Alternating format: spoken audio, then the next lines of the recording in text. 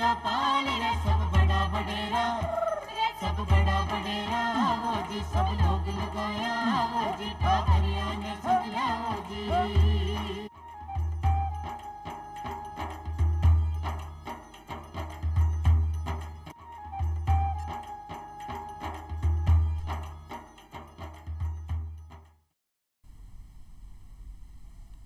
राम राम सा चौपाल देख बाड़ा सगला दर्शक भाई बहनों को बहुत बहुत स्वागत है। दर्शक भाई बहनों, जिया कि आप सभी जाना कि आप हर बार अपना कार्यक्रम में अपने ग्रामीण भाई बहना ने लेके कोई ना कोई विषय लेकर आवा हाँ, नया नया विषय। और आप किसान भाइयों के लिए भी टाइम टू टाइम देखो कोई ना कोई विषय ज़रूर लेकर आवा। तो आज भी कड़ी में आज एक बार फिर आप किसान भाइयों के लिए जानकारी ले रहा हाँ। देखो हर किसान भाई चाहे कि जब भी वह फसल उगावे है तो फसल जब बेचे तो भी को मूल्य या कैस का आपा पीसा है जो को बाना अच्छो मिल सके, कीमत अच्छी मिल सके, वो वही चावे है। तो आपा भी वही चावा के बाना अच्छी कीमत बाकी फसल के बाने मिल सके। तो इसके लिए सरकार कई कार्य कर रही है, कई योजनावां हैं, ई पापा बातचीत करांगा। और आदिवासी क्षेत्र है जका भी में जो अपना आदिवासी भाई बहन है वह जो वन उपज इकट्ठी कर रहा है बाने बेच के वह क्या अच्छा लाभ कमा सके है, की तरीके से कट्ठे बेच सके है, आज जानकारी भी आज आप अपने कार्यक्रम में लेवांगा।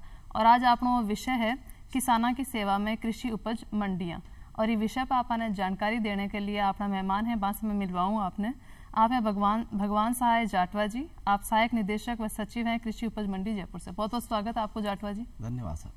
तो दर्शक भाई बहनों जी, आप बात करी कृषि उपज मंडी आपनो जो विषय है, तो सबसे पहले तो जाटवा जी आपसे जानना चाहूंगा कि कृषि उपज मंडी काई है और इसकी आवश्यकता क्यों पड़ी? देखो मनीषा जी, राजस्थान में कृषि उपज मंडी समिति की स्थापना 1961 के बाद में हुई। और ये इसलिए हुई कि 1961 से पहले किसान के पास कृषि उपज बेचने के लिए कोई प्लेटफार्म व्यवस्थित था नहीं। अच्छा। किसान का कोई भी व्यापारी माल खरीदता औने पौने दामों में खरीदता, तोल भाव सही नहीं लगाता, दुनिया भर के वो खर्चे काट लेता, कबूतर खाना, गऊ खाना, करदा धरता, कट्टा बपोती, यानी कुल मिला के उस किसान के हाथ में जो कुछ वो दे देता वो उसको लेके जाना पड़ता, क्योंकि न तो कोई बाजार था न कोई व्यवस्था थी। और इन सभी को ध्यान में रखते हुए, किसान की परेशानी को ध्यान में रखते हुए 1961 में राजस्थान कृषि विपणन अधिनियम 1961 बनाया गया और उसी के तहत कृषि उपज मंडी समितियों का एक प्लेटफार्म किसानों को दिया गया। और उस किसानों को उसके बाद देखिए आज 144 कृषि उपज मंडी समितियां हैं राजस्थान में। और किसानों के लिए मैं ये कहूँ कि एक मतलब विकास की कड़ी की सबसे बड़ी या उसके जीवन स्तर को सुधारने के लिए, उसकी फसल को कीमत दिलाने के लिए बहुत बड़ी भूमिकाएं निभा रही है। आप देखिए कि कृषि उपज मंडी समितियों में किसान को वो सब सारी सुविधाएं दी गई है ताकि किसान को एक तो अच्छा पैसा मिले। पैसा कैसे मिले?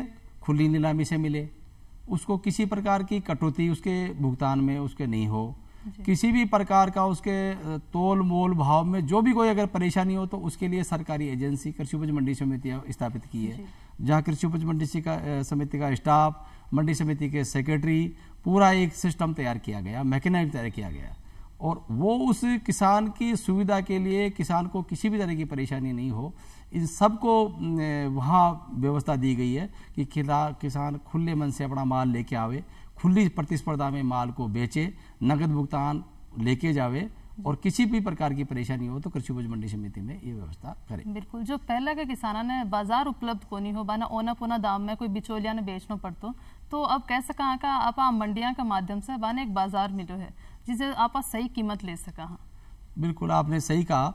आज तो ये स्थिति है कि किसान केवल एक मंडी नहीं, पूरे राजस्थान की मंडियां और बल्कि देश की मंडियों में आज वो अपने उस उपज को बेच सकता है, उपज के भाव देख सकता है। अच्छा। कि मुझे कौन सी मंडी में ज्यादा भाव मिलेगा, अच्छा। किस मंडी में क्या भाव चल रहा है, सरसों का क्या भाव चल रहा है, जौ का क्या भाव चल रहा है। हाँ। यानी उसके पास आज विकल्प मिल गया जी। और वो मजबूर नहीं रहा कि मुझे तो यहीं बेचना है या मेरे गांव के व्यापारी को ही बेचना है जी। तो उसके पास है क्या कि एक बहुत बड़ा विकल्प दिया। और ये वे विकल्प किसान के लिए ऐसा वरदान इसको मैं मानता हूँ कि इसकी बहुत ज़्यादा आवश्यकता थी और आज मंडियाँ बहुत अच्छी तरह से संचालित की जा रही है जी। यह एक बहुत अच्छी बात है कि मतलब मजबूरी में कठे अपना आपने ये उपज को नहीं बेचनी किसान भाइयों ने, जठे मन करे जठे भाव अच्छा लगा अपने भी मंडी के अंदर जाकर अपनो वहाँ या अपना उपज बेचनी है जी। तो आप किसाना की बात करी, किसाना के साथ साथ अपना जो आदिवासी क्षेत्र आवे है तो वहाँ में भी अपना आदिवासी भाई बहन है जो कुछ वन उपज इकट्ठी हुए वहाँ से बाको पड़ बागो जीवन निर्वाह हुए, तो वह बीका अंदर किसी योजना सरकार लाई है ताकि बाने भी वहाँ वन उपज को अच्छा मूल्य मिल सके? आपने बहुत बढ़िया प्रश्न किया मनीषा जी। आप देखो कि हमारा जो दक्षिणी भाग है वहाँ प्रकृति ने दुनिया भर की अथाह जड़ी बूटियाँ उस क्षेत्र को दी है। जंगल है, पहाड़ है और उन्हीं में पेड़ पौधे, दुनिया भर की जड़ी बूटियाँ, जिसमें आप देख लीजिए कि रतन जोत है, देसी आम है, इमली है, हरड़ है, बहेड़ा है, माल कांगनी है, सूखा आंवला है, एलोवेरा है, यानी हर महुआ है, आपका डोलमा है। जी। तो पूरे जंगल को प्रकृति ने एक तरह से दिखाया कि जंगली सोना जो है ना प्रकृति ने खुले मन से दिया। लेकिन आप देखिए कि इतनी जड़ी बूटियां होने के बावजूद, अथाह मात्रा में होने के बावजूद, आप देखो कि किसी भी प्रकार का उनकी व्यवस्था नहीं थी। जी। सरकार ने इसको बड़ी गंभीरता से सोचा। 2012 में इसके लिए सबसे पहले उदयपुर में कृषि उपज मंडी समिति की स्थापना के बारे में विचार किया। अच्छा। कि जिस तरह सबका बाजार होता है, आपकी सोना का हो, चांदी का हो, कपड़े का मार्केट है, क्यों नहीं एक जड़ी बूटियों का मार्केट हो। और वो मार्केट जिसमें खुली, जिस तरह से अनाज की बोली होती है उसी तरह से खुली बोली से नीलामी हो, उनको भी उचित कीमत मिले, उनके भी माल को सही देखा जावे और एक खुला बाजार मिले। तो राजस्थान में सबसे पहले उदयपुर में कृषि उपज मंडी समिति की स्थापना हुई थी। और वो उस मंडी में आप देश विदेश के खरीदार आज वहाँ उपलब्ध है। अच्छा। खुले भाव में बिक्री होती है, तोल सही होता है और उसी पे वही कृषि उपज मंडी समिति अधिनियम लागू किया गया ताकि किसान को वहाँ भी कोई परेशानी हो तो वो सीधा कृषि उपज मंडी समिति में अपना संपर्क करे और भाव देख के जाए। वही मंडी समिति में आपका रोज का भाव प्रकाशित होता है कि आज उदयपुर मंडी में माल कांगड़ी क्या भाव बिकी, डोलमा क्या भाव बिका, महुआ क्या भाव बिका। तो किसान को एक, वन उपज वालों को एक प्लेटफॉर्म मिला। अच्छा। और उसी का परिणाम है कि आज वहाँ जो सोचा नहीं था वो हजारों कुंटल जड़ी बूटियाँ आज वहाँ रोज आती है, बिक्री होती है और किसान को फायदा हुआ है। तो इस तरीके से अपना जो आदिवासी किसान है तो वही तरीके से अपना फायदा उठा रहे। जो उदयपुर में पहले या जो मंडी लगी अपनी विशिष्ट मंडी है वन उपज की, तो एक साथ ही पहले अभी तो बाजार लग गयो, अपना मंडी मिल गई, लेकिन पहले जो मंडी नहीं थी तो अपना जो आदिवासी इलाका का जो भाई बहन है वाने की तरीके से परेशानियां हो रही थी उपज बेचने में?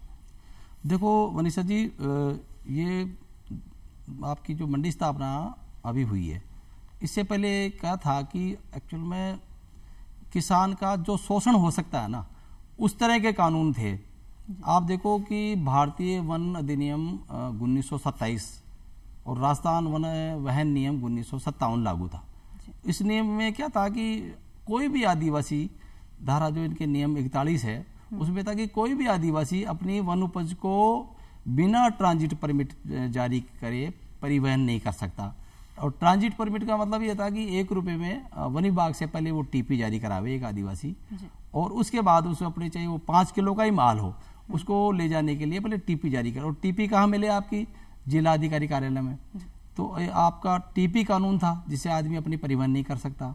दूसरा, आदिवासी क्षेत्र में आपका ठेका प्रथा था। कोई ऐसे एक ठेकेदार को आपको एक ठेका दे दिया 10-20 हज़ार रुपए का, और वो आदिवासी अगर इकट्ठा करेंगे तो वो उसको उसी ठेकेदार को बेचना पड़ेगा।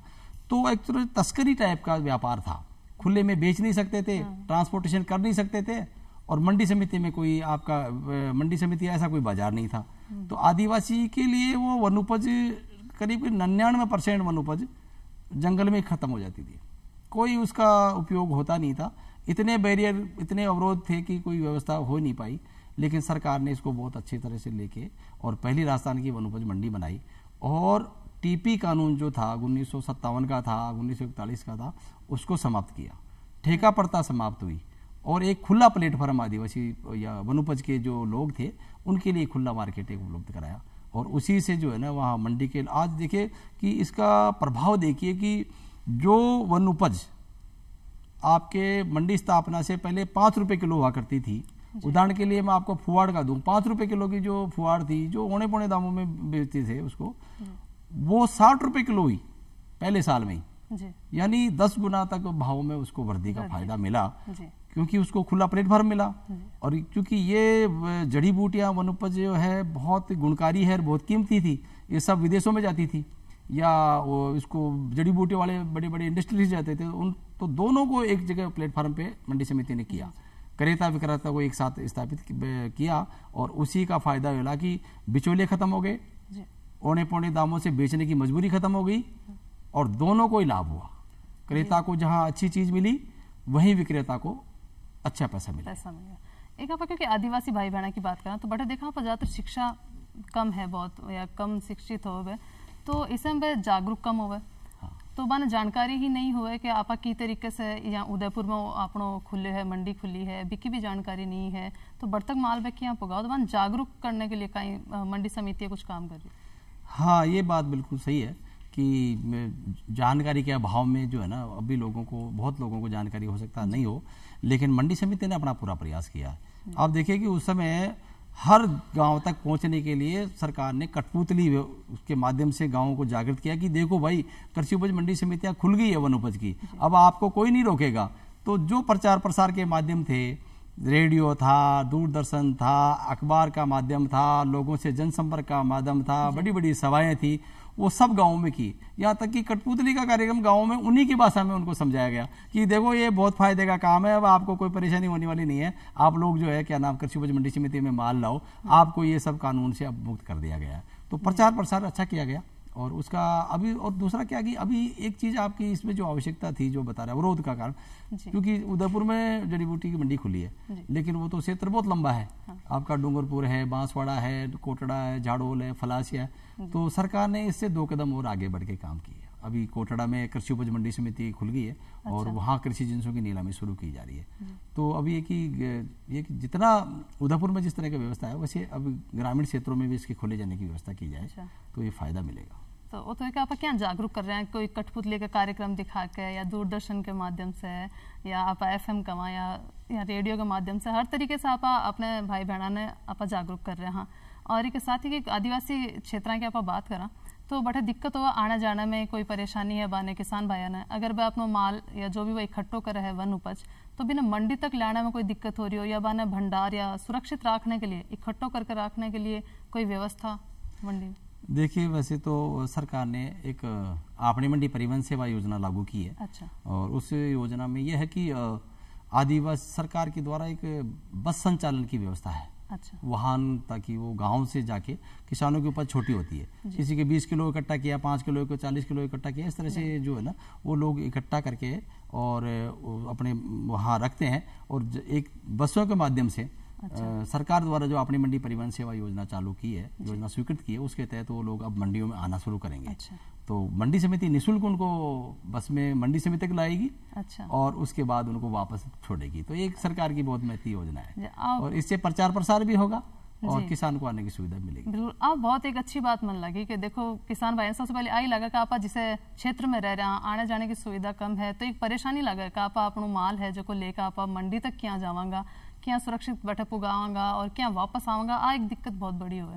तो जो आप मंडी परिवहन योजना आप बात करी आप बहुत ही अच्छी है कि अपना किसान भाई बहन जो अपना आदिवासी क्षेत्र में रह रहे हैं तो वह अपनी वन उपज है वह आराम से बेचना जा सके है। और देखो फ्री भी है सुविधा, बस सुविधा जो दी है सरकार, फ्री में थे मंडी तक जा सको और मंडी से वापस आपको जो ठिकानो है बैठे आप पूग सको हो। तो एक साथ ही साथ आप किसान भाइयों की बात कर रहे हैं कि किसानी तो कर रहे हैं अपना भाई बहन, लेकिन आप चाहें कि भाई वह और आर्थिक विकास करे, व्यापार से भी जुड़े, तो मंडी के व्यापार में कोई दुकान वुकान लगानी हो तो इस तरीके से भी कहीं भी व्यापार से जुड़ सके है किसान भाई।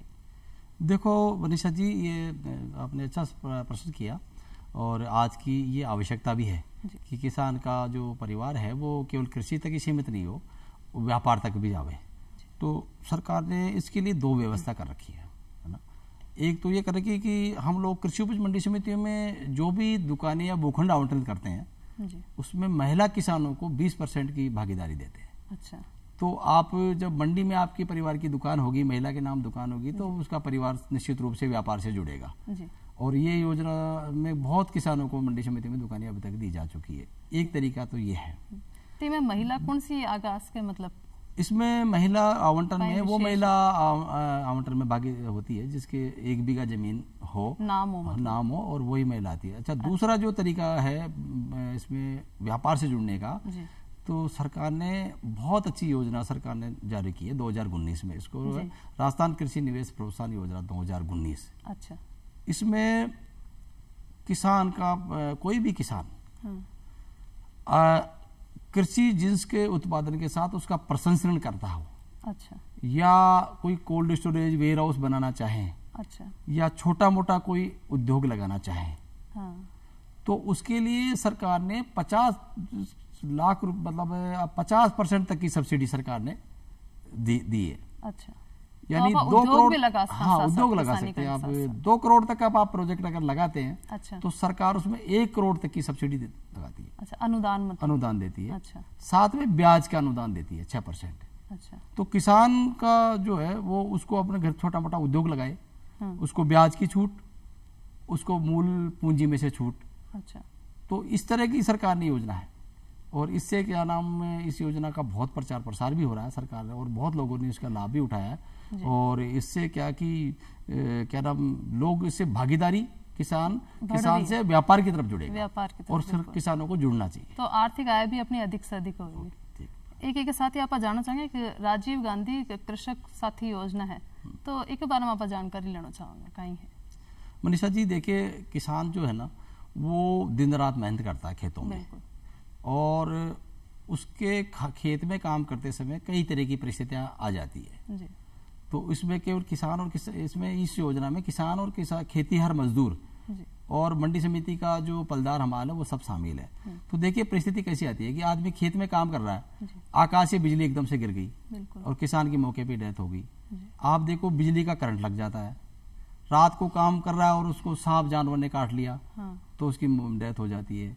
इसके अलावा आपका पेड़ की छंगाई कर रहा है और उसमें से गिर गया, पेस्टिसाइड इस तरह की कोई छिड़क रहा है और उसके नाक में चढ़ गई।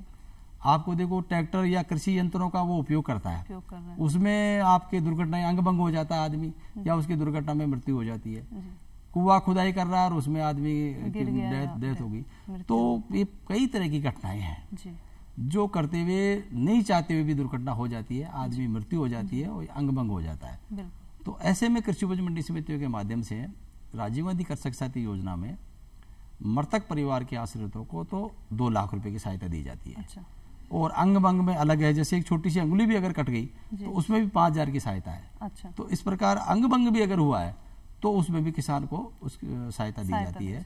और इसमें आपका किसान आता है, किसान के साथ खेतीहर मजदूर जो काम कर रहा है, चाहे उसके नाम से जमीन नहीं हो, वो भी आता है।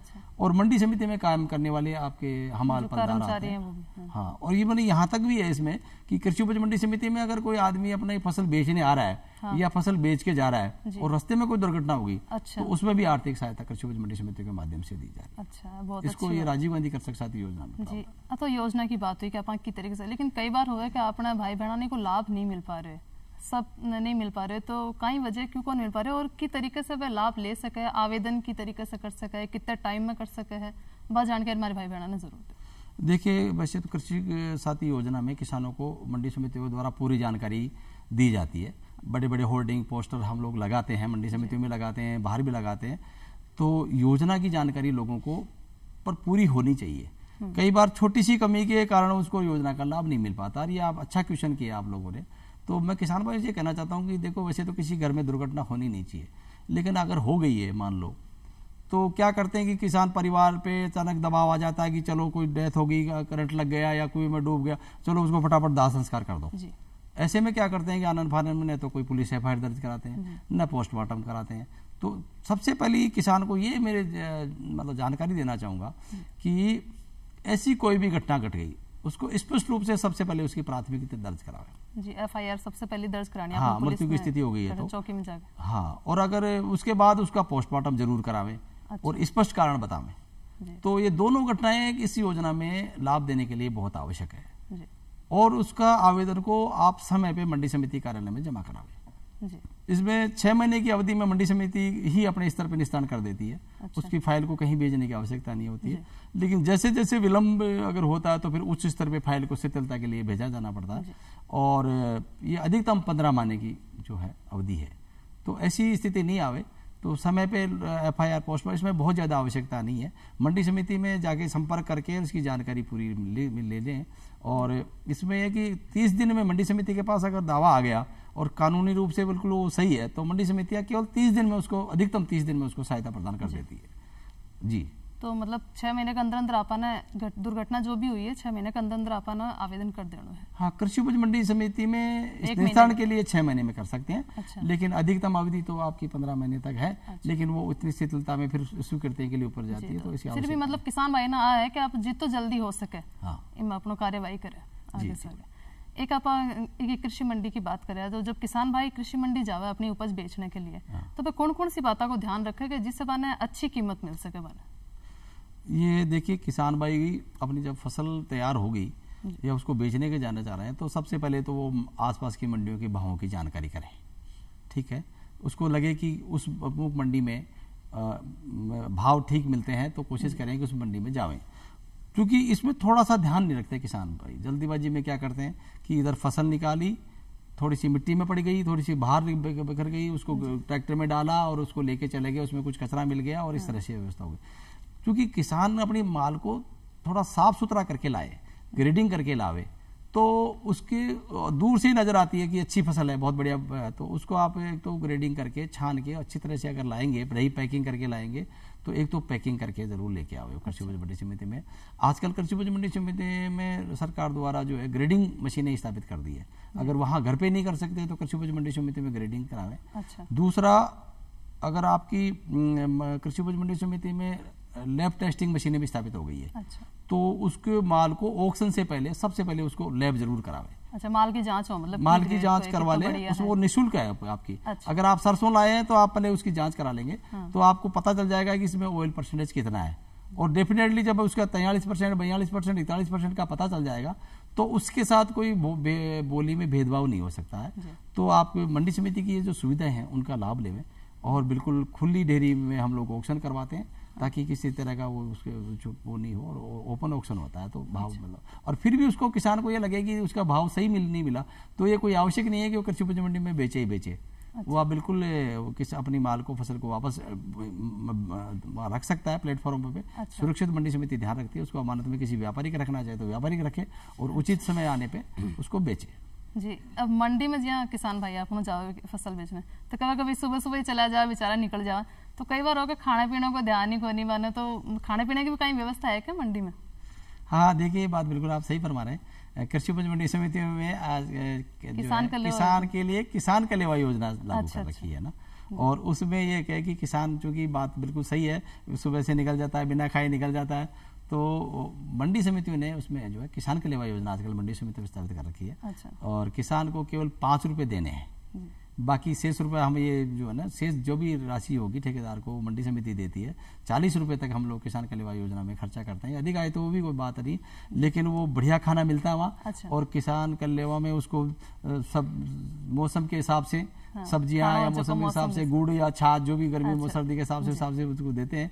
और बहुत अच्छी सुविधा है कृषि उपज मंडी समितियों में।